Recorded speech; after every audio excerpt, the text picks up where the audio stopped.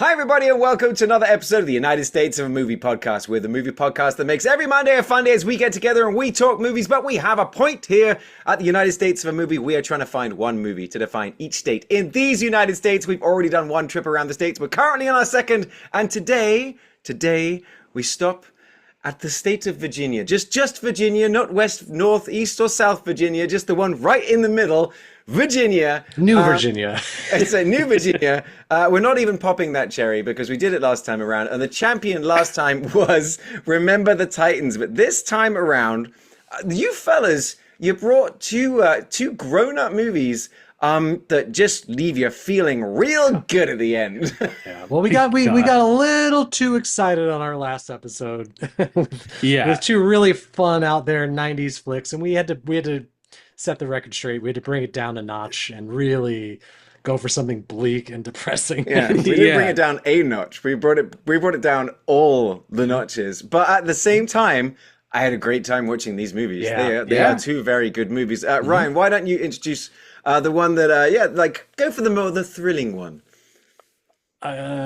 Please be more specific.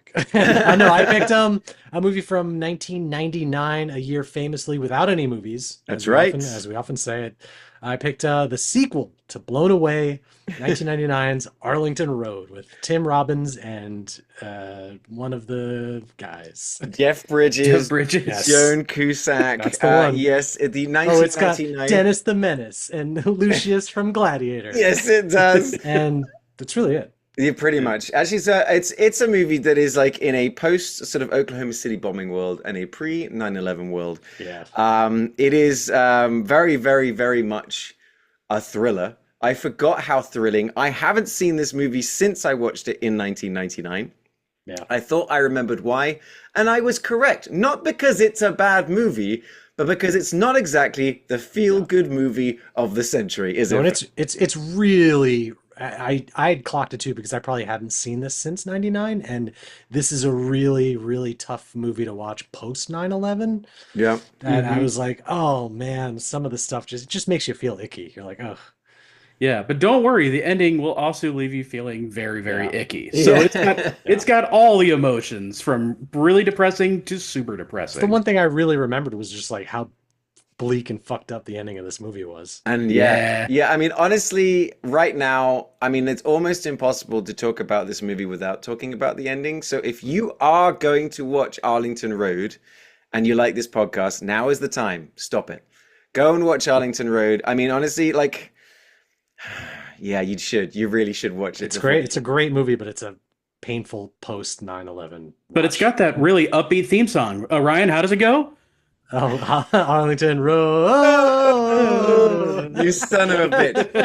I wrote lyrics to it too. Dude, I swear, like, it completely derailed my entire week when Ryan sent a sort of like a meme, a shot of him in Jeff Bridges in the car in the movie with just like the singing indication of Arlington Road. And I then spent the next 3 days just... And I don't even know what the original song is anymore. All I've been singing is Arlington Road. I'm in the fucking shower washing my hair. Yeah. I'm like, Ryan, I'm going to kill you.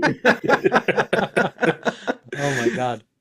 Absolute nightmare. The feel-good hit of the summer. Yeah, well, it is. Road. Dude, if you re-record that song and put it over the trailer and cut it into a comedy, I would absolutely love it.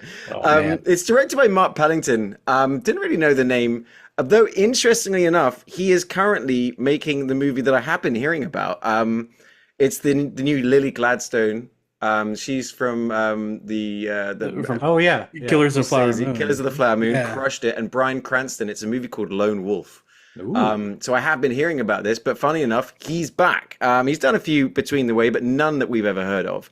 But Arlington Road, it's a movie that kind of tells the story of Jeff Bridges. He's a sort of a teacher at a university, at George Washington University, sort of a history professor that specializes in terrorism. Now, in the movie, honestly, right in the script, right up until they started shooting it, they were going to be talking about the Oklahoma City bombing, but they changed it into another bombing. The idea that there was a bomb that went off, and the thing is, it's inspired by the whole idea of conspiracists never believed that it was just Timothy McVeigh. Was it McVeigh? Is that the guy? Yeah. They never believed it was just a one-man job. They believed that more people are involved in it. It's taken sort of inspiration from Ruby Ridge, the Waco siege, the whole idea of sort of like right-wing militias in America, and the government kind of like sort of like trying to monitor them, and then what is and isn't illegal.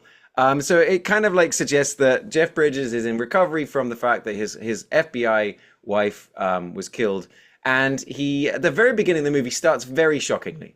Like it starts with a 11-year-old kid walking down a street.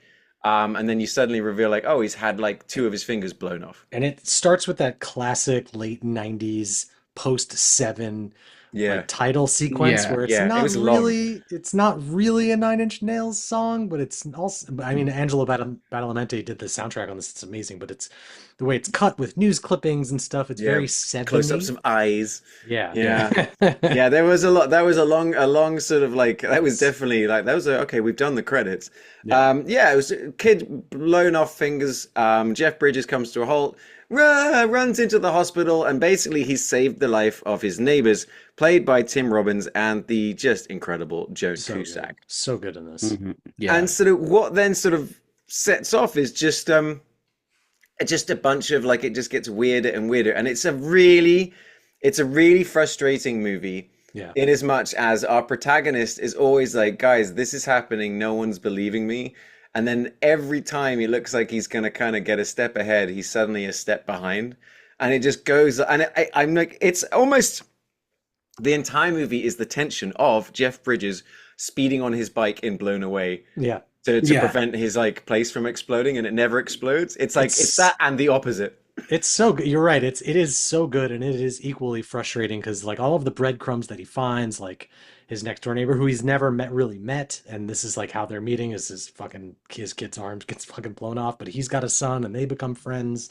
But he finds out like, oh, maybe he changed his name, and he starts digging into this and that, and then, of course it's got a great microfiche sequence. This movie has it all. Yeah, no, it really does. Yeah, it's just more like sort of things that he's saying, just sort of, wait a minute, that doesn't make any sense. And, Jeff Bridges is like, he's not stupid. And this is kind of what he does, that he just starts asking some questions. And then the questions aren't quite getting answered, and then the answers aren't making any sense. And, he does kind of like get a bit paranoid, but like, it's what do they say? Are you really paranoid if you were right the entire time? Yeah. But he's not like an unreliable narrator too, but you have that undercurrent of the trauma of him losing his wife, and he kind of blames the FBI. So you sort of get that drip fed into it a little bit. And you've got his new young girlfriend who is his former teaching assistant. Right? Yeah. It's interesting because the way they play it, it's every kind of like new clue he discovers that Tim Robbins is up to no good. There's a plausible explanation for it. Like he changed his name. Oh, it's because there was this trauma in his past, and he's trying to like get away from that because his name was ruined. And it's like, okay, that makes sense. Like everything's got a plausible enough explanation.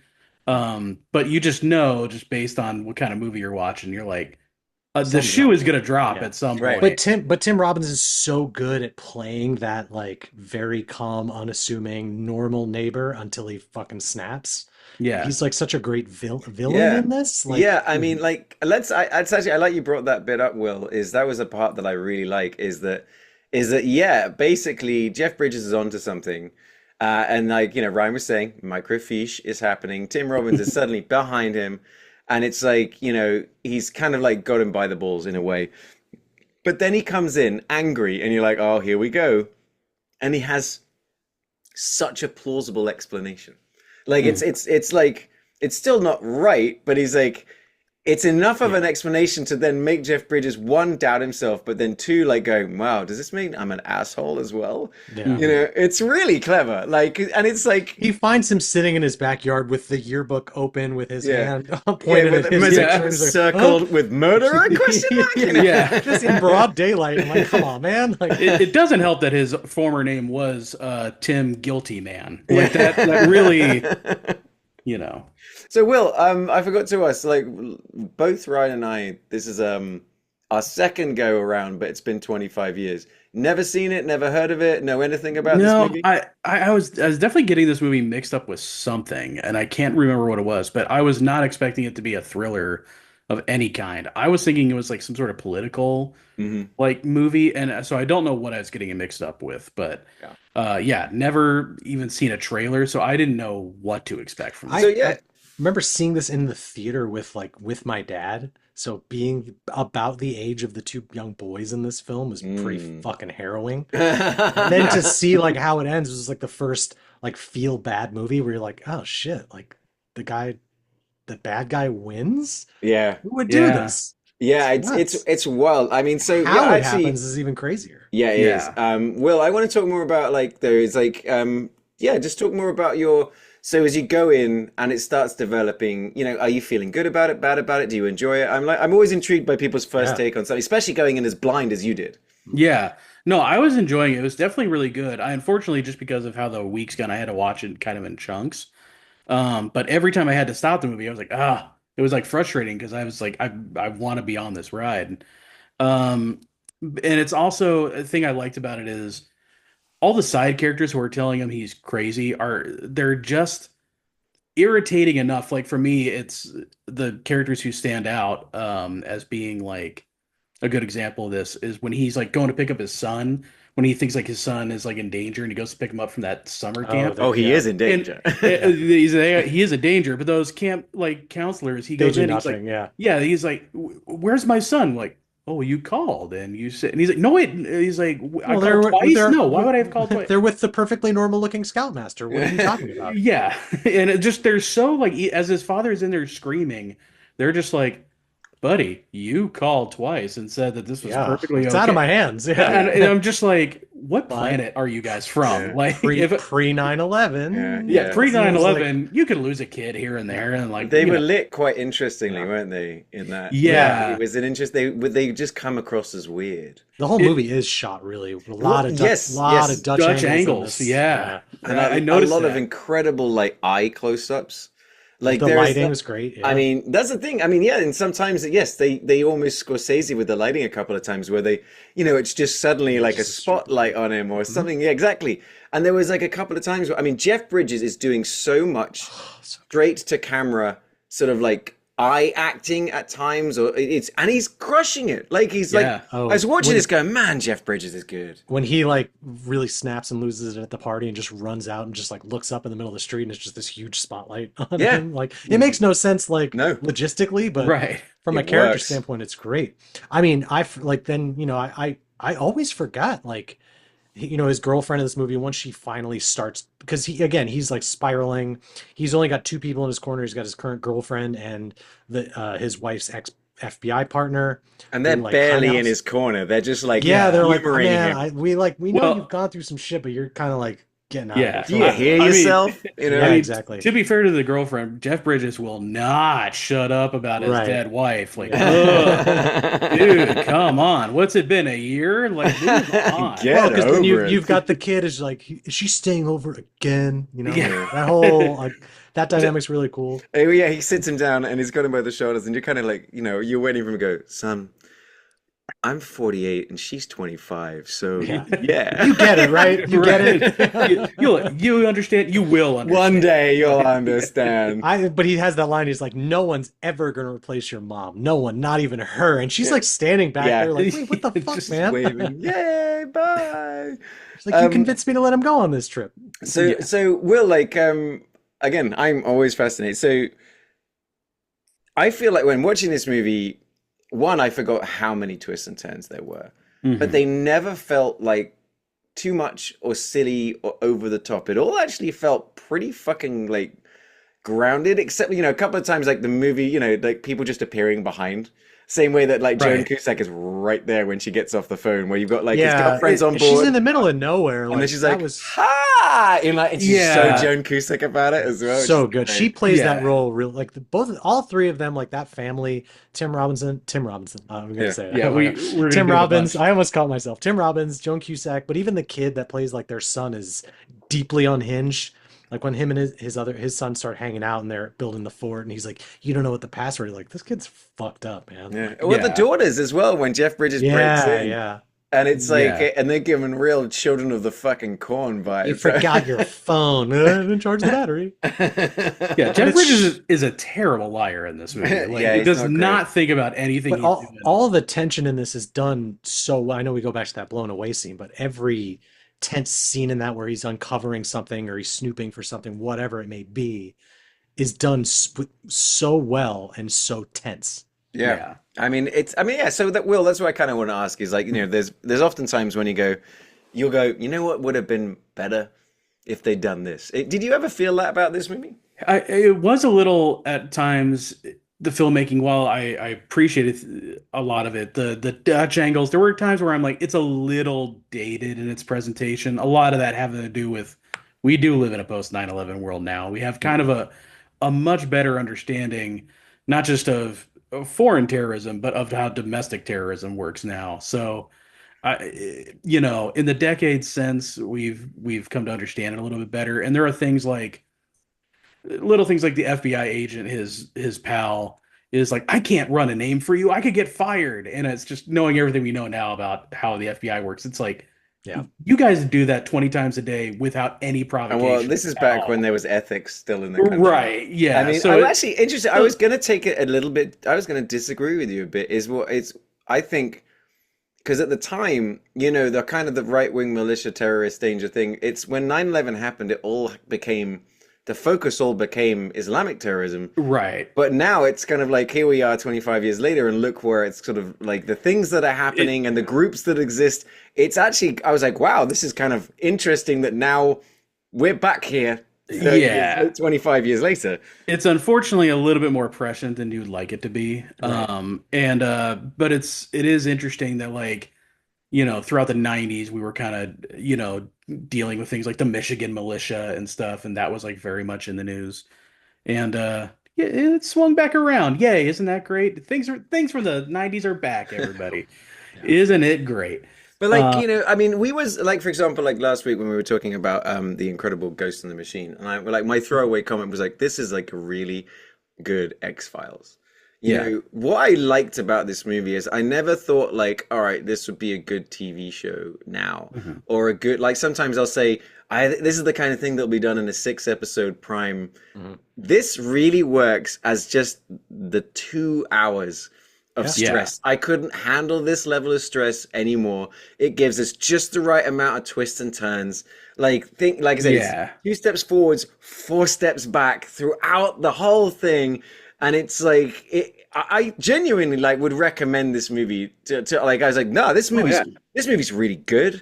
It's well done. It's well shot. It's got a believable like script, including the twists, including the end. It's like, in many ways, I just feel like it's not got the legs as a movie because you put it on and, like I said, the good guy loses. It's super fucking frustrating. Bad guy wins the end credits. You're like, oh shit. Yeah. Like, but I mean, in a different world, this movie wouldn't be as memorable as if it was Jeff Bridges wins in the end. Like, we'd just be like, whatever, another one. Okay, let's explore that. Do you really think so? Because this is my thing. Okay, I know I agree with you. I agree with you. But at the same time, what I disagree with is that my point is I watched it once. It gave me that ending. I never went back to it. Yeah. It's not rewatchable. No. Had the twist gone the other way, I'd find it a very watchable movie because you get the catharsis from the stress. In this case, you get all the stress. It's like, have you ever seen the Pursuit of Happiness with Will Smith and his son? Right? It's torture. It is 2 hours of torture where everything goes wrong. And then the very last 3 minutes of the movie, they go, "You got the job," and he goes, "Yay!" And you almost get this catharsis. It's the other way of like, no, they go, "Excuse me, not only do you not have the job, but we're gonna kill you," and they just execute him on the spot. Credits. Yeah, that's Arlington Road. If it wasn't a true story, that's what they would have done. You're almost hoping for at least sort of like a Watchmen like ending where there's some bit of clue that somebody's picking up on to be like, right, wait a minute. Maybe it wasn't Jeff Bridges. You're kind of you're hoping for anything at that point. So it is like a bummer that it doesn't happen. Another thing too, like the whole like terrorist squad that Tim Robbins puts together, they've like planned this thing out so meticulously, like it's almost a little ridiculous, like how they've accounted for everything, how they like tricked him. I mean, I know like you get the breakaway scene where he's chasing after them and he hits the van. And then him and Tim Robbins fight, and I'm like, oh, that's when they plant whatever in his car. Yeah. But then to trick him into going to the FBI building in order to do all of these things, it's pretty meticulously planned, almost too well. I mean, I'm not disagreeing with you because there was definitely 6 or 7 times. Well, what if something went really wrong? Like there's that moment where his car crashes in the intersection, and that looks like a real crash. Yeah, and I've been trying to find like information because it felt exactly like that crash in War Games, where when you looked at it, go, oh no, that was a stunt they fucked up. Oh, that car fucking spins around. Yeah. And it doesn't look like what they were trying to do. And I think they made it. It's like I think it was a situation to make it work. But that in itself is a point. Even when you're planning the action scene, something can go wrong, right? He's sideswiped by a bus. There's no way that fucking Ford Taurus would still be functioning. It's a great advertisement for Ford Taurus. It is. Yeah. Man, that car could take a punishment. Like, I do think that if there is the biggest flaw of the movie is there are too many coincidences. The movie starts with a coincidence, which is like the kid happens to be saved by the one guy who would be the most used to Tim Robbins. Like, you know, a guy who's best friends with an FBI agent who is just as paranoid enough and has the history and education enough to be a useful rube. And so there's a lot of that throughout the movie where it's like people are showing up in places where it's like, how did they get there? See, I will say this though, that is kind of referenced as well by like when they've got him later, Tim Robbins is the only reason you're alive is you saved my son. You know, it's like going so But like, what would his plan have been? It would have been easier. Just they should have killed him. So the adding that extra thing in makes it now the cat and mouse thing, because otherwise, right now we were going, well, why didn't he just fucking kill him? You know what I mean? And then like it's more. I kind of feel like I know what you mean about the coincidence, but what I think is they gave you reasons for. Yeah. They're like, okay, he's here. Now we can use his kid. Let's use him. It's not enough for me to roll my eyes at. It's just there are a lot of things where I'm like, the right place at the right time with the right people.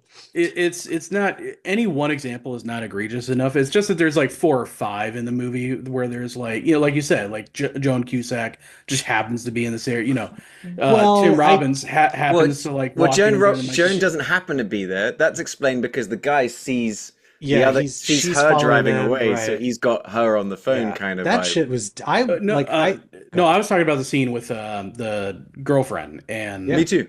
Because there's a shot as she's driving away. The other one of the evil team sees her driving away, and so what in my head I go, he's got on the blower. So that for me, it's like Joan Cusack's not there by accident. They're like, she's been following us. Yeah, and the fact that they kill her off is like such a really great fucking shocking thing. Yeah. Yes. And it just in any other movie, it would just be like she'd be laid up in the hospital and like tie him up to keep him off of their trail. Yeah, she's tied to a chair, and it's not, and it's done off camera. Yeah, we find out the same way he finds out. And what I kind of like it, and this is something I want to bring up actually because it was in both movies, but something our favorite thing on the podcast is license plates. There's a shit ton of license plates. One thing that we also discover is that Virginia license plates are really big and really easy to read. So is that the reveal of it being her car is we can see the license plate. It's like, okay, shit, yeah, that's really her car. But like, the way that plays out and that twist is like, oh shit. And then the twist of getting his son, oh shit. And then like that great bit during the party that like he's about to freak out and he laughs and everyone else laughs and it cuts out to the window. So from the outside, it looks like everyone's having a great time as he's threatening him. And I'm like, and it's It's it's really like good. you have to wonder too. I was like thinking now you bring it up is like, did Tim Robbins specifically move there in order to get like I know the whole thing with his son, but I feel like in a way he's like trying to recruit him into this, like I don't think into he's their not. gang. Yeah, I think Yeah. he's the way I sort of looked at it was it's long game. So they've moved to Virginia. They've been placing, the rest of the team around, and it's what they're doing is looking for opportunities. They're looking for opportunities to get in, they're basically like a sleeper cell. Mm. Yeah. I mean, they never get into the question of who's funding them, all this kind of stuff. But it's like it's no different from they're just like a long-term sleeper cell. And another thing that I like about this movie, and I was kind of looking out for it this time, like I said, because I have pretty good memory of the movie. But it was like the fact that they also did the Oklahoma City bombing, the St. Louis bombing. Right. So they're the ones responsible, and it's like they've given us all of the clues and how they're going to do it in Jeff Bridges' analysis Mhm. and the questions of his students. And it's like, this one guy, you're telling me that he did it? He had no It's and it's the like, classic like horror movie trope where he goes to talk to the father of the victim, Hmm. and the guy's like, I talked to the media, I don't want to relive this shit, but he's like, no, no, no, but I'm a new and I have new questions. So he asks them, and of course he stumbles on a photograph, and who's in the photograph? The scoutmaster for the thing that his kid is in, and then yeah, he rushes back. I was like, this is so fucking cool. yeah, It's great. It's great. I love this movie. yeah. It's like the definition of a thriller. It really doesn't let up. It's just frustrating, and you Yeah. never get the catharsis. Instead of the catharsis, you just get kicked in the nuts a couple more times. Credits. And it's like, but it's bold and ballsy. I mean, like the miniature work of the explosion, pretty fucking good. Yeah. Like they The didn't go for some cheesy like just the big propane sort of the explosion. It's like, no, we the need the building to crumble. but the matte shot of Yeah, Tim Robbins shit. standing on the roof Yeah. with the smoke, I was like, that's That, That legit. is my one criticism it's a of the little movie. rough. I was Yeah. like, guys, just put real smoke out there. Just but that was my one thing. Yeah. Like its approach to Virginia is like it's very much focused on how Virginia is like right next to DC. I mean, which Yeah, it noticed is. that Yeah. a lot. Yeah. But yeah, it's all like, it's just suburbia. It's and it's very much sort of like dealing with the city. But I just think like genuinely the movie should probably get a bit more credit than it does. Like it's the definition of a late 90s thriller. I mean, kind of like you're saying, it only came out in the year of the greatest year of movies ever, except for Right. 93, but you know what I mean? But it's come out at a time when there's just crazy shit happening. It had a $30 million budget, made 40 million. I mean, it's legit. I remember the trailer, Mhm. I remember seeing it. I just think all in all, it's a great execution of just a straight thriller movie, but it's not generic because of fundamentally the way The they fuck you do it. ending. The Yeah. fuck you ending. Yeah. Yeah. Yeah. I love a fuck you ending, but Yeah. you're right. It's like it makes the movie like not as tempting to rewatch. But if I had basic cable and was just thumbing through TBS or TNT and this was on, I was like, yeah, fuck yeah, I'll watch this. God, you know Yeah. what? That's ironic, seeing as I said that, and now I see this, I remember. But in 2021, they announced that Original Paramount TV show. was going to do the TV show version, and I'm just like, it didn't happen, thank God. But yeah, okay, yeah. I mean, what are they going to do? Just a serial dick punch where the terrorists win the Yeah. protagonists are No, just they have Jeff Bridges crawl out of the rubble and he's like, I'm coming for you, Tim this Robbins. time it's personal. Prepare to get blown away. I mean, honestly, Whoa. the one thing I didn't think was I thought that they were gonna take his kid, like the terrorists. Did they As in, not? like, Wait. no, they didn't, because you just see him drive away with relations, inverted commas. Oh, okay. In my mind, I feel like, oh, did they adopt Yeah, this kid that's too? Like my the yeah. triple dick punch, That's what this whole time was like, and they take his kid. Fuck you. Yeah. Wow. I mean, but like I would say, for me, it's a recommend. Yeah, Right, Will, for sure. Ryan, you say the same? Oh yeah. Yeah. Definitely. I think. Like Go ahead. Ye- Go ahead. Oh, I was gonna say, like, I do find some aspects of the filmmaking a little dated. It's not bad, but a little bit dated. Even some of the things you guys have brought up as explanations, I'm like, for the coincidences. it still feels kind of like maybe the last possible rewrite on the script. But is that wait, sort of put a guy in there. retrospectively you're thinking that? You weren't thinking that during the movie? No, definitely during the movie, I was Okay. just like, really? This is like, there is a point where this kind of drives me crazy when I watch this in movies, which is where the antagonists just win at every step of the way, where I'm just like, okay, come on, nothing's going wrong for them.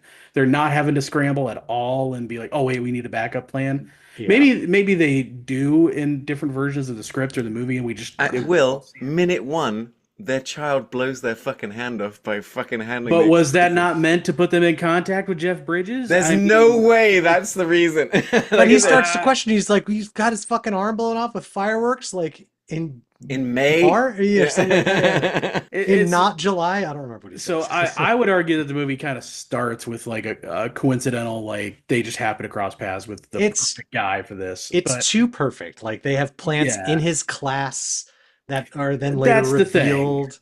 He Yeah, goes on the little field trip, and which that fucking flashback though, that's crazy that he relives that moment. And you get to kind of see what happened that whole Yeah, thing. that was I actually a good That was scene. really cool. I I really liked it a liked lot. that scene in particular. That's probably my favorite scene because I like the ultimate conclusion, which is like, hey, the government was actually there for the wrong reason. Like Yeah, like you they said, all didn't the flags identify went up, themselves. Yeah, but all the flags were wrong. yeah. And I think that that's an extremely important lesson just for everybody. Like there could be, every sign could be pointing to this is bad, but I I you know, do wish it would have cut to like the one stoner kid in the back of the class be like, "Is this gonna be on the test?" right. He's just like, and then my wife was fucking blasted with a shotgun. Dude, Like, I found that very shocking. it's Yeah. And it's only done with a sound. And I actually Yeah. jumped. I mean, I you did know too. that- I you did know, too. I jumped. I'm like, I was like, "Ooh." shit, that was quite like I just thought it was well executed. I'm gonna Yeah. say it, like I've seen so many worse versions of this movie, Mhm. that I'm just like, this one is like, no, I mean, like, like I would say Blown Away is a worse version of this movie, but why is Blown Away? Blown Away is better because it's also a bit fun while Yeah. being fucking nuts. You know what I mean? Like this one, There the fun isn't there. It's all stress, Yeah. it's Yeah. all bummer. And it's like, Even yeah, even still knowing the outcome, the ending of this film, I still recommend watching it. Because oh, even like I knew 100%. the ending I and do watching it too. again now, I'm just like, just to watch him like slowly unravel and Yeah. how no one's in his corner, and then the second someone is in his corner, they go bye bye. Yeah, I mean, Yeah. honestly, Jeff Bridges is doing the Lord's work in this one. He really is like, Everyone is. I mean, you're not wrong, but I just like, Yeah. it's in particular, I was just watching it going, Yeah. man, I love Jeff Bridges. Man, I love his hair. Man, I love his eyes. Man, I just love his presence in this. Man, like, it just, Jeff Bridges is a fucking treasure, and we're just I happy couldn't to be alive at the same time as Jeff Yeah. I Bridges. couldn't picture anyone else in the lead. I often do that. I'm like, oh, if they were to remake this or whatever, like Right. who else could they cast in this? And I'm like, I don't think anyone else bring that like vulnerability and intensity to this Yeah, particular role. and Bo intelligence. Yeah, that's Lloyd Bridges. there we go. Much like they did in Blown Away. Should we watch Blown Away again? Maybe we should. Yeah, no, okay, that movie was dope. It really was. But so was our other movie, which I honestly just finished watching an hour and a half ago. Same. Yeah. It's from a director of. I watched his 2024 movie, which I was recommending to everyone. I know I made this joke when we were doing In the Heat of the Night, but it's also the same joke that I've used that, like when I describe Rebel Ridge to people, they go, "What is it?" And I go, "It's Black Reacher." But Rebel Ridge is. It is a well-trained soldier that gets himself into the middle of a small town problem. He should have called it that because I can never remember the name of this movie. And I just know Blue Ruin, The Green Room, and Black Reacher.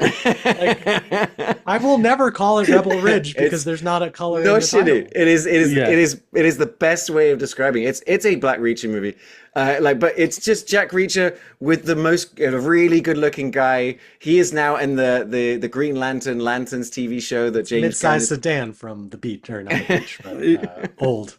Oh yeah, yeah. He but plays a character named Mid-size Sedan. I did not know that.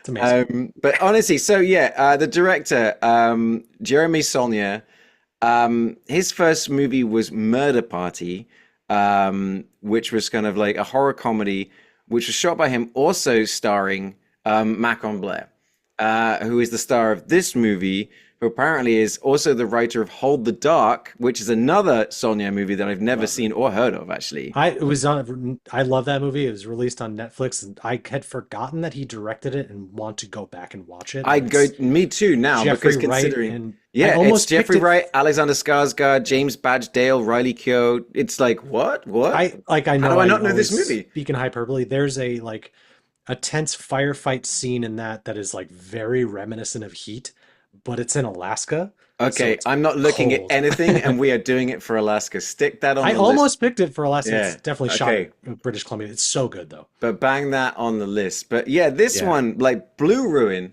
so it's not just written and directed, but he's also the cinematographer. Much like, what was one of our favorite movies?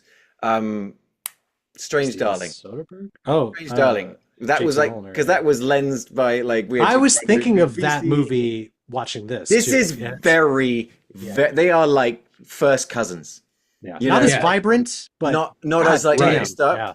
But it's like they come from the same tree. Yeah, like, for sure. You know, I was just talking said that. with one of our biggest fans, friend of the show, but my nephew Bobby, who loves the show, and he was talking about Strange Darling. He was like, "Thank you for recommending that movie because that movie was fucking great."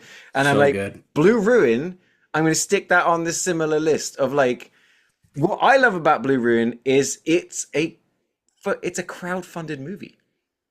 It was like they were trying to make it, they couldn't, you know, and they're like, in a way that like Sonia was like against, you know, I don't want to do the crowdfunding. I had a problem with asking for help, but they did it.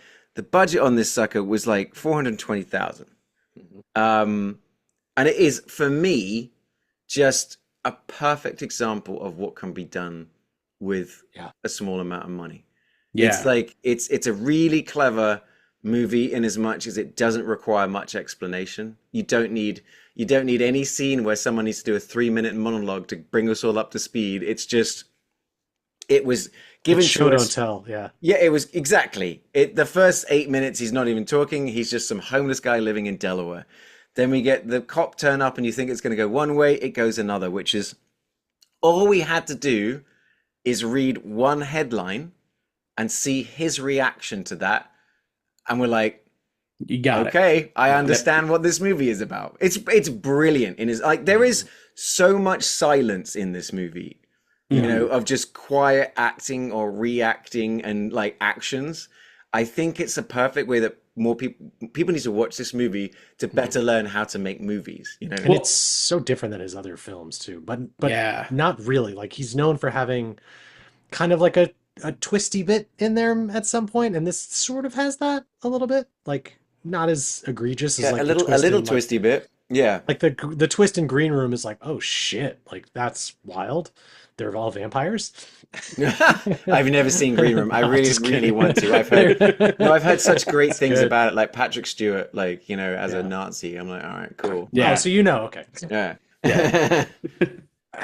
But yeah, I mean, one thing I really appreciated about this movie is it's a perfect example because it's a tight 90, and it is a perfect example of how a movie can be not have a lot of dialogue, be very methodical, but it is at no point slow or dull. Right. Like every single scene you're watching is building upon something and giving you character. There's no fat on this movie, but like when a movie doesn't have a ton of dialogue, you know, people think like, oh, well, is this like going to be a slow tone character poem? And it's really not. I couldn't wait to see where it goes next. It reminded me of like a Coen Brothers movie too, a little bit. Like, some of like the light comedy in certain things, like the guy using a fucking crossbow. Like, so weird. Like the scene of them when he's got the guy in the trunk of his car. We'll get into all of it, but So the plot of the movie, it's called Blue Ruin because we meet this homeless guy, like we said, just living in a car on a beach. But suddenly he finds out that somebody's getting parole for a Virginia double murder. This movie as well, it loves to talk about Virginia. I mean, my God, we get the map shot, we get the license plate shot, and we get the final shot of the movie as well, which is the postcard. These guys are from Virginia, both of them. So this is very much like them making a movie about their home state. Parts of like where they used to grow up, this is where they're shooting. I was just watching a sort of like a short anatomy of a scene thing on YouTube where Sonia is talking about the scene where the main character is just like it's really interesting because what it does is this movie in the first 10 minutes it achieves the revenge. He just immediately does it, and it's actually a movie about what happens after that. Which is great. Which is great. Exactly. It's like, oh yeah, of course. But it's like they're shooting this scene with the limo. Their lead actor is disheveled and covered in blood. They're doing sort of donuts in this limo, but they're shooting it like within a mile of an actual functional jail, like a prison. And this like cop comes up and is just like, boys, what are you doing? And it's like, we're shooting a movie. And it's like, all right, well, be on with your day. But it's like, good thing it wasn't we weren't shooting. Hey, can I use your prison for the shot? Yeah. Right. It's like, that's like that Brooklyn Nine-Nine joke of like, oh, if it's a white guy breaking in, what are you doing? Just a joke. Carry Just on. a prank. Yeah. I actually, okay, so I have a story about this. When I was in high school, I would make movies with my friends all the time. And there was a one night, I think this was like my junior year of high school. We were making a zombie movie in our like friend's neighborhood in the alleyway behind his house. And because we didn't know what we were doing at the time, we wanted to get gun sound effects. And how do you get gun sound effects? Oh, well, we'll Fire a get gun in the air. no, Fireworks. Okay, good. we'll get fireworks and we'll get it into the camera, not even realizing we could do it in post. But we were like, oh, let's do that. So we're sitting there shooting in an alleyway with like pops going off. So of course the cops come by, and like the cops show up and their hands are on their guns as they're like coming up. And we're just dumb teenagers. One of us is covered in blood, and so you see the cop come up, and he's like, "What's going on?" And it just so happened one of my friends stepped out and had the camera, and he was like, Guys, wrong camera. He was shot on sight. "Yeah, exactly." He was the first one to go. We miss him to this day. Oh, God. But honestly, like, Jesus it was Christ. once he saw that, and That's crazy. we showed him the footage, he was like, "Okay, so I see what you guys are doing. You're idiots. Yeah. Your filming is done for the night." So you're taking notes from the cops? He's like, you could do a little punch up here. It was my first studio note. We'll give you a producer. There you go. Yeah, exactly. You want to be in this movie? So I could relate to the cop showing up being like, your little goofy picture is done here. You know? I love Will, like I'm the amazed raw you're still nature, alive. Sorry. I am shocked. Because it's one of those things like 16, I'm just like, oh, that was cool. But thinking back, I'm like, he was reaching for the firearm. I was like, oh my God. But yeah, so movie making, folks. Yeah. Get But I love, like, permission. to your point, like, I love the raw feeling of this movie. Like, it feels so just independent and from the heart Yeah. and like grounded. Like, I mean, he goes to stab the tire with the knife that he pulls and he cuts himself, and then it's got to like cut to him going to heal his wound. And it's just I like that bit brutal. because like that's actually a very, very common thing. So when it comes with stabbings and stuff, like, so that's why knives have hilts, you know what I mean? So your hand doesn't move. But very often people are just grabbing a knife, and when you jab it into someone, it stops, your hand keeps going. That they say the best way to find like the suspect in a stabbing is find someone getting their hands treated for cuts. And so he did that, and I'm like, oh shit, okay, yeah, there we go. That's very realistic. And then like the whole, oh my God, of him not having the keys. And then he's just popped the tire. The insert shot of the keys on the floor in the sitting blood in there. the bathroom. And it's like, it's great. I mean, in the same way as like, he goes and takes care of himself, and then he goes to see his sister. It's not really explained that it's his sister, but you can tell exactly, like, straight away. I thought it was his ex-wife. No, I mean, like, Yeah, I know at first. but like, she goes, yeah, well, I thought that too, but the fact that her reaction wasn't, where the fuck are you here? It's actually, hey, and I go, oh shit, that must be like family or something like Yeah, that. you do catch on pretty quick, but yeah, at first they don't take time to explain it to you. Yeah. You infer it through their interactions. It's like the tiniest bit of exposition. She's like, "No, that car's still yours, and there's $3,200, and then the spare key's still in the house. The car's registered to this. Yeah, yes, and all of the things, all of it. It's like Will says, is if there even is dialogue, it's essential dialogue. You know, none of it's wasted, and then it sets off everything that's happening in the movie next. You get that bit of comedy where they have this like really heartfelt scene where he reveals that he's like, I killed him, and the guy's like, I mean, it's a really heavy emotional thing, and the guy's just like, excuse me, y'all got any ketchup on your table? Ketchup any on my table? And then she's like, because his sister's like, I hope he fucking suffered. Hey, you got any ketchup? I was like, great. But then he's like, wait, are your kids at home? Like, where are your kids right now? And then they rush back, and it sets up this like incredible scene. Like, you almost think, like, because you don't know the history of this guy at all. He doesn't have like a military background. He's not a fucking assassin. He's just a guy whose parents were killed by the guy that he just killed. And that's what I kind of was just about to bring up. So I apologize to this actor, Macon or Macon. Maybe it's Macon Blair. Macon. So like, and as soon as he shaved, I was like, I know this guy. And like I say, he's the lawyer from Oppenheimer. I only watched that movie 9 times. But he is the best casting because he's so obviously not. Like, so for example, he's guy so meek. The head of Rebel Ridge, right? The lead of Rebel Ridge is stunning to look at, incredibly vibrant eyes, built like a brick shit house, and it just so happens that his character is trained to fuck people up. But in this case, words. Yeah. but in this case, he looks like, just a meek fellow. He's not like got an intimidating vibe or anything like that, but he's got this sort of like, he's got the nothing to lose determination of a broken human, which in itself has its own sort of like force and strength to just keep going. The fact that he's, like you said, fixing up his hand, the fact that he's like the surgery scene on his leg. He's so calm the whole time. Yeah. But he's oddly like resourceful too. Very. Yes. He's resourceful because that's the 5, 6 or however many years it's been of him living homeless. Yeah, true.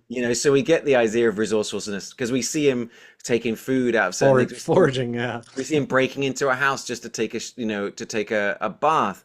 We see that he's been prepared. He's got the battery and stuff like that. So it's like it's never like, oh, how did he know how to do that? It's always like, okay, this guy like he thinks ahead. He's not an idiot, but he's not got training. And like when he finally goes to his buddy for a bit of training, I love the bit where he goes, dude, you're fucking kidding me? You missed from 2 yards. Right. Oh, well, cut to him using a much easier weapon. How he finds that, but that again, like there's nothing is wasted in this. He goes back to the house and his sister mentions, there's still a box of your stuff from our parents. He's like, I don't need to get rid of it. And he goes through it and finds the yearbook. As he's throwing it away. Yeah, finds the one person he can reach out to, goes to his parents' house, finds out where he is, goes to this club, thinks he's in the band. He's like, no, he's not in the band. He's like a bartender. And who is that actor play? He's Buzz from fucking Home Alone. Yeah, that's who it is. It was driving me crazy. Fucking wait! Are you kidding me? Yeah. Well, you could tell because his girlfriend in the movie is Wolf, Yeah, but he was so great. Like again, everyone has this like very real vulnerability. Like none of them feel like movie characters. It's written so well. I enjoyed that. Yeah. I am blown away. Yeah. Call back from that's insane. We got it. Wow, that's insane. But like, right? I never saw it, and I'm usually so good at that. I was like, oh, there's something about that guy. But if you gave me a million guesses, I never would have got that. I'm glad I didn't. I just said it instead of waiting in dead air. but yeah, exactly. So he finds a buddy, and it's like, this guy has 16 acres or whatever it is, and he's like, look, I need a favor, and it's like, oh, I don't need to know, but it's like, yeah, well, fundamentally, have you ever killed a guy? And he's like, too deliberate, like on purpose. Mm-hmm. So there's that other thing that he doesn't talk about, but I'm like, okay, I guess he's accidentally killed him. What did he fucking do? Well, man? He's accidentally killed 39. He was in the military though, right? Yeah, exactly. So you're assuming that something went wrong. Right. They never mention it. Mm-mm. It's just a question of, okay, we've just got a bit of character depth there. You only get a tiny bit of their backstory too. Like, they were friends at some point, but you don't know to which degree. I mean, obviously, well enough that he's helping him out in this situation, without question. Well enough that they went to a strip club together at one Yeah. point. Right, yeah, yeah, So, yeah, yeah. I mean, and also, I mean, I guess it's just reflective of a little bit of like, someone that's been in the military. It's like, okay, cool. Well, you dig the hole. It's Yeah. like yeah. nothing I haven't done before. But like, even the sort of like the scene of the moment where he lets the guy, even I was like, he lets the guy out of the trunk and he's in like asking questions and he goes, throw the phone on the floor. And the guy goes, what? Just take it. And I go, no, motherfucker, throw the phone on the floor. That guy was like really chill for being locked in a trunk for what, 3 days? Yeah, it felt like a long Yeah. fucking time. I would have PTSD from that for Yeah. a long time. I do love that he gets out and he's like, my legs. Yeah. But like, yeah, I mean, like it's just, and like you suggested, like Ryan as well, that there is a little sort of twisty twist in that I didn't see coming. So I didn't see the twisty twist of the why, but I also didn't see the twisty twist of the final, like the survivor of the movie and the why of that was something I didn't see, and I'm not going to spoil it. So we'll not go into any. But what I'm saying is like, it's like, oh, okay, like cool. And Well-earned wrinkle, yeah. Yes, Yeah. yes, there you go. And it's like, yeah, it wasn't tacked on. It was like it gave it to us an hour before. It's almost like a throwaway line. Like, Yeah. I when it happened, I was like, oh, Yeah. okay, great. Yeah. And it's like, Cool. yeah, it's a really messed up situation. Like, there's another part that I quite liked as well for the comedy is like, so it's again, so he doesn't, in the same way I was bitching about Arlington Road, we don't get the catharsis. His character doesn't quite get the catharsis of getting the revenge on the one that actually did it because he just died. And like, even his son was like, no, he died a free man.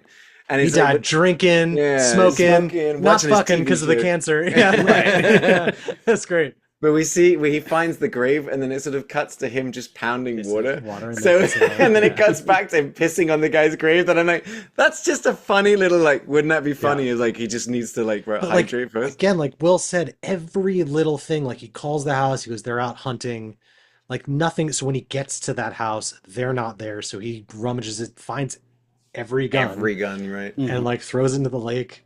It's incredible filmmaking. Like The bit for where a he's ti- waiting and the light comes on, so we get that Yeah. tension. I mean, the tension of him clearing the house, so just using that house deliberately, but then like, it honestly inspired me. This movie really inspired me because like for the longest time, I've always talked about only my entire life, and it's like that I've done things here and there, but if I die without making a movie, that'll be a massive regret of mine. And you see something like this, and you're like, look how you can do it. It's not, you don't need to write 150 pages of dialogue. You don't need to have the most original idea simple ever story. made. Yeah. It's like, I mean, sometimes you just need a simple story and tell it. Yeah. And like make it relatable. And this a is what this crew and movie a is. cameraman and Yeah. a writer. And people online giving you $420,000. Yeah. And not getting shot by the cop that stops you. Okay, fine. Another thing I love about this director is the practical violence that he does. Like, Yeah. because I think I'd only really seen the first movie of his I'd seen was Green Room, which is very graphic, right? Yeah. Rebel Ridge, not so much. I think because it's a movie that's very much about anti-violence and like De-escalation. not using weapons. Right. But in this, and like when he stabs, it's so visceral and Oh, gnarly. that was brutal. Yeah, the neck cut and the head stab, and then like the way the eye guy's twitching. dying, the eye twitch, Oof. was a thing. But even when he it's shoots never them later, it's right. Yeah. When he shoots them later, yes, but it's not like when the guy gets shot by the sniper, and the reaction of the head, and it's like it's the right amount without him taking it too far. If you know what I mean, there are some movies you watch, like No. you remember Drive. I do. A movie I absolutely love, but like Nicholas Winding Refn, whatever his name, Nailed it. when he does his violence, he makes it shocking, and he goes, yeah, because violence is shocking, and I get it, but it's like the bit where like It's very stylized, yeah. yeah, just someone's head explodes as they get shot, but it's like it sometimes you watch things and it's like now you're just taking it a bit too far. Like this one is like visceral, but you can. It's no Terrifier, sure. Yeah, I know you don't have exactly. exactly. You don't have to look away. In this one, it's like it happens kind of stuff, and but it's still done practically, which I yeah, liked. It's not CGI, like it's real. Like he modeled that head and did all that, and it just adds so much gravity and weight to this movie. Yeah, and it's not an action-packed movie by any means. It's not a ton of action. No, it's good tension, and it's good like what's going to happen, and it's good because he's such a great protagonist that he could be any of us. Like I said, he could be any of us if we're just resourceful. We don't need, like you said, the military training or anything else like this. It's just a guy that wants revenge. Need to live on the beach for 5 years and rummage around in a dumpster and cook a fish. Then you're prepared. Yeah, what I like about this movie is I like that it's showcasing what the problem with the revenge quest is. You know, I think the fact that he gets his revenge, technically gets his revenge so early on, and the rest of the movie is just dealing with the consequences of that. Yeah. You don't get that in movies where, the whole point is most movies is the revenge. And this is like, hey, this all started because a guy wanted to kill another guy for sleeping with his wife. And it's just caused a domino effect of violence that has affected both families. It's the Hatfields and McCoys, but without like the generations of it. It's that famous. This movie is kind of like, the execution of that mantra, like a man that sets out for revenge must first dig 2 graves. Right. Mm-hmm. And that's kind of what the thesis of the movie is in a way. And it's not like even like he wanted to live. It's just he wanted to make them die. And it's like I said, it's quality casting. But the whole time he's trying to stop it too. Yeah, he's like, this doesn't need to go. Yeah, like that brilliant. I mean, the brilliant part when he's got the drop on them. Mm-hmm. He's ambushed them with the voicemail. Oh, so good. And he goes, I've got him dead to rights. And then he's like, no, I'm not going to do it. And he goes, the voicemail is like, just don't kill my sister. Yeah. And the guy goes, that's why we're going to fucking Pittsburgh. Oh my God. Yeah, I guess I'm going to fucking kill you now. But his friend, but even to that point, his friend, when he gives him the weapons, is like, no speech. Don't say anything. You aim, you pull the trigger. And he gets to that point, but he's just not that person. So he comes up with this really clever way to leave this voicemail, which happens to also distract them in a pretty hilarious way. Yeah. I mean, honestly, it's the same bit when he's trying to convince his buddy to give him the weapons. He goes, I don't have a speech. And it's like anyone else in their movie writing it couldn't fucking resist. They couldn't resist. Like, no, we need I'm gonna kill them all moment. Yeah, exactly. We got to give them it's as much as I love it, but it's like I got a particular set of skills. I'm gonna find you and I'm gonna kill you. Fine, and we love them and we quote them, but in this movie, he goes no. It's a quiet. I mean, he literally has a line in the movie at the beginning where I'm not used to talking this much because he's been homeless for 5 years. He's never hasn't spoken to anyone. He's been living on an island of his own. He put himself there, but it really is for me. It's a masterclass of just how to make a good movie.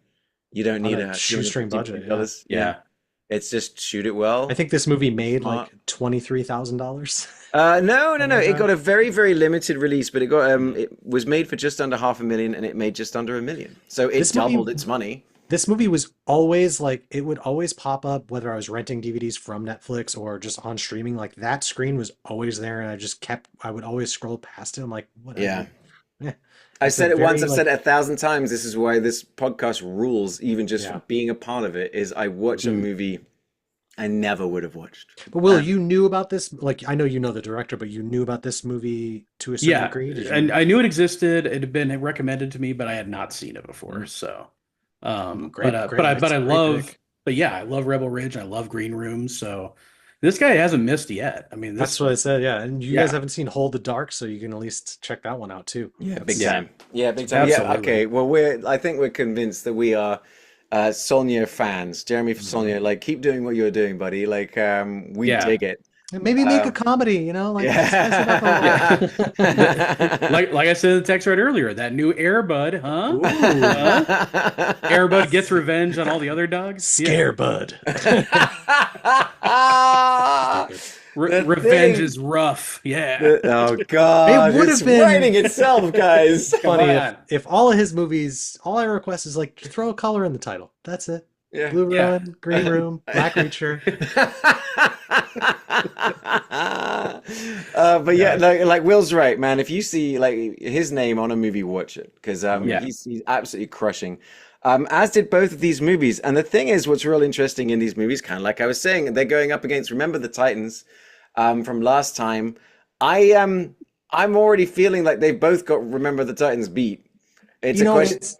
More like I forgot the Titans. Am I right? Am I right? I was gonna say, like, granted, these are both very much Virginia movies, but they couldn't be like more separated. You know, this one you get that whole rural aspect of it, but he doesn't go to Langley or the FBI once. Not once. I don't know what he's doing. What is he, an idiot? Just go there, man. Yeah. I mean, like my one experience of Virginia. So I did go there for a family reunion like 11 years ago, and I was astounded by just how many white picket fences there were, and how much just everyone looks after their lawns in an insane way. Like they all look like putting greens. It was a wild where I went to, but yeah, is that, you know, we've got Arlington Road. It's set in the suburbs. It's set in Virginia, and like we were explaining, it's very much sort of like talking about how you live in Virginia, you work in DC, you work for the university, you work for the FBI, you probably work for the White House, you work for the press corps, whatever. Like it's you're part of like the center of the country, and that's a big part of what Virginia is. On the other side, yeah, Blue Ruin is like, well, Virginia is also one of those original colonies. You've still got, you know, people who are very much like driven by their right to be Virginians and bear arms, and they're sort of individual people made by two guys from Virginia shooting from where they're from. So they've got equal claim for me. I'm interested to see what you guys think. I'm definitely leaning in one direction. I mean, for me, I mean, I want to go with the underdog for this one. Like, I love the heart and soul and the like making of this. I mean, it's hard to put it up against Remember the Titans, because that, I mean, that to me is like, you think Virginia, you think that movie, but I got to give it to Blue Ruin on this one. Yeah, Will. That's where I'm going to, especially because of the filmmakers, being from there and filming all around there.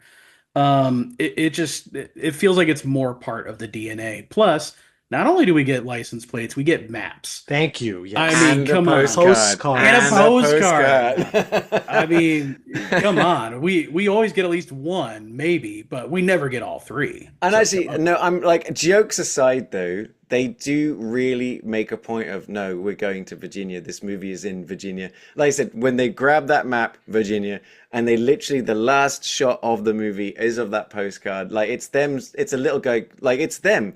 It's the actor, it's the director going, we're from here.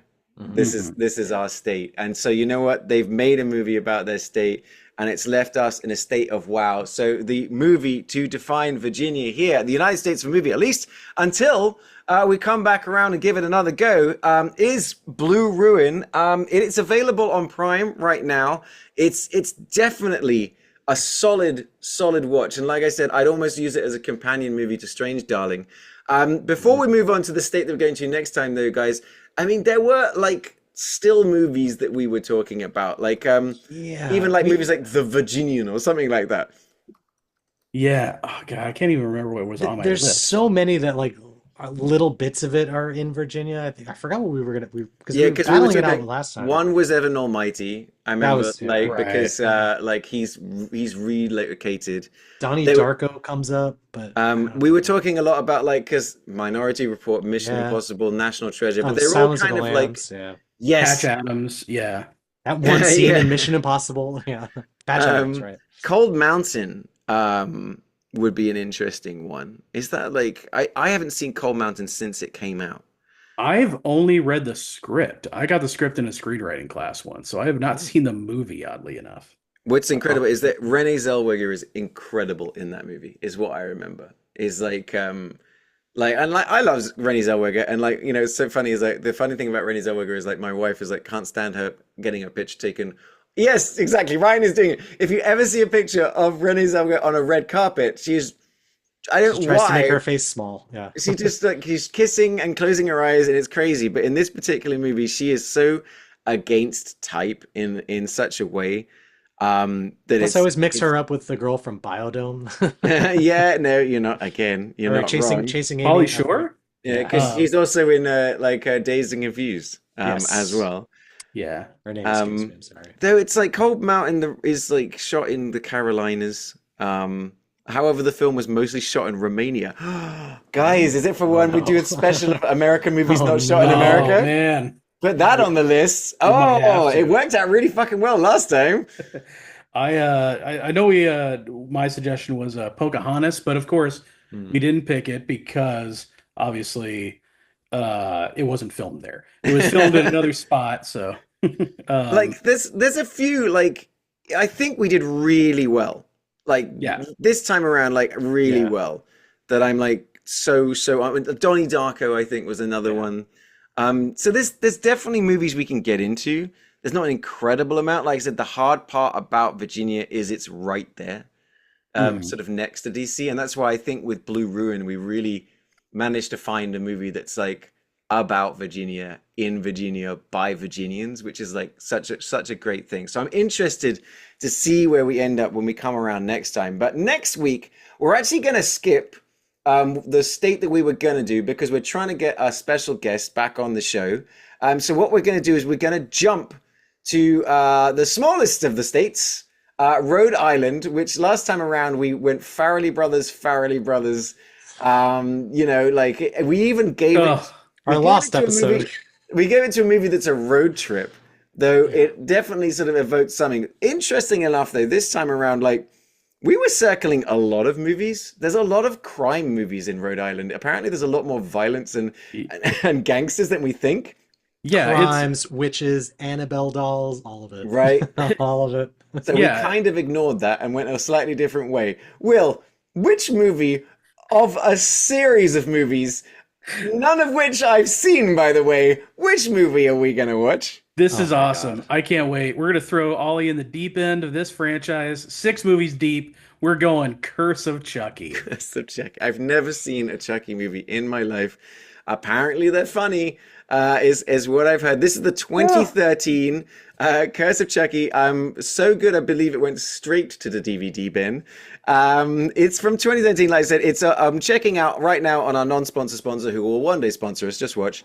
You can rent it everywhere. You can rent it on Apple TV, Prime. Should you though? Should you? There's a lot of freaks out there who already own it on DVD, I'm sure. So what we're going to do is Ryan's special. You should look on YouTube for free. Otherwise, you can rent it for a couple of bucks here or there. And then Ryan was so disinterested in the movie selections this week that he'd like, do you even remember the other one that we chose? Safe Men? Yeah, Safe Men. So close. Safe Men? Both there you go. Safe Men. It's a movie like we hadn't heard, but it's got Steve Zahn, it's got Paul Giamatti, it's got Sam Rockwell, and we're like, we like those guys. Those are a cool bunch. I feel like I've heard of this movie, but the plot eludes me. Well, it's a tight 90 as well, so we're going to be easy this week, guys. Don't you worry. But this one also on Just Watch, I'm looking, again, available in all the same places for rent. It's nowhere for free, but you can rent it on Apple. You can rent it on Prime. You can rent it on Vudu Fandango at home. So next time around, we'll be heading to Rhode Island without a single Farrelly brother in sight. Thank God. For now. Yeah, for now. Osmosis Jones 2. Osmosis Jones 2, yeah. Don't even. Think of all the dollar signs in that time. But that being said, fellas, well done this week. Great movies. Really enjoyed it as much as it bummed me the fuck out. Though, to anybody at home, if you have better suggestions for Virginia or for Rhode Island, or in fact the state in which you live, send us your suggestions. It's always useful. We do enjoy it. If you're watching us on YouTube and haven't subscribed, do it right now. Or recommend us to a friend. If you're listening to us online with your Spotify or your Apple, give us a rating. You've been actually very great about that. Thank you very much. That's awesome. You can always find us at our Facebook page, The United States of a Movie, where every now and again we post some of the funny stuff that Ryan comes up with. I was so proud, I'm sorry, of the short circuit thing. Like, you sent me that, but I'm like, Johnny Five will unalive. I'm like, that's really good. That was a good joke. That is S tier tagline. I had it in my head. The kids are gonna love it. That being said, you can also find me as that Englishman in Texas everywhere except for Facebook, where you can find me as Ollie Pettigrew. We're often I'll Talk Texas, but I also like to talk movies. You can find Will as entitled Willennial, especially on TikTok and Instagram, where he's now, like I said, he's doing a lot of content, talking about movies, talking about Blu-rays, talking about anime, all sorts of stuff. Oh, man, everybody loves my anime takes. Go check out my anime takes right now. Do you give it 2 tentacles up? Absolutely. I'm getting nothing but love for that post. And of course, you can also find Ryan as Ryno Digital, RYNO Digital. We have had some people like, I sent a link to your Wraith shirt the other day because people are just like loving that stuff. But as always, guys, join us next time as we head to Rhode Island. But from Ryan, from me, and from Will, thanks as always for joining us for this episode of the United States of a Movie podcast. We'll see you next time. Arlington Road. No. You still have a bit.